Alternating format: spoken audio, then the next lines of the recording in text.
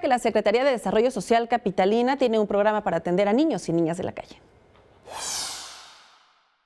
Los niños payasitos de los cruceros, o que venden dulces, limpian parabrisas o piden dinero para ayudar a su familia, ahora serán canalizados por la Secretaría de Desarrollo Social local para que reciban la atención debida y sus derechos fundamentales sean respetados, aseguró José Ramón Amieva Gálvez, titular de la CEDESO. Se trata del programa Niñas y Niños Fuera de Peligro.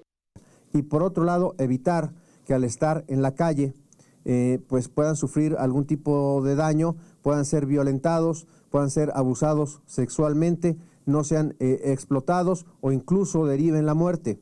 Durante una conferencia de prensa en la Asamblea Legislativa, Amieva Gálvez explicó que una brigada de la CEDESO acude a las calles y a través de un protocolo que fue desarrollado con la Comisión de Derechos Humanos local, se dialoga con los padres y se les explica por qué los menores no pueden estar en la calle.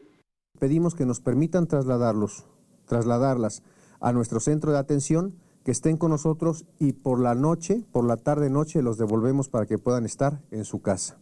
Explicó que los niños son llevados a un centro de asistencia e integración social, CAIS. Se les proporciona apoyo médico, alimento, vestido y otras atenciones. Aclaró que en ningún momento los padres pierden la patria potestad de los menores. Informó que en la capital se tienen detectados 280 puntos susceptibles de que los niños sufran algún accidente. Finalmente, ya conocer que si alguna persona detecta a algún menor en situación de calle, podrá reportarlo a Locatel y uno de los cuerpos de la CEDESO acudirá a brindar el apoyo necesario a los infantes. Manuel Hernández en las imágenes, Edwin Hernández, 21 Noticias.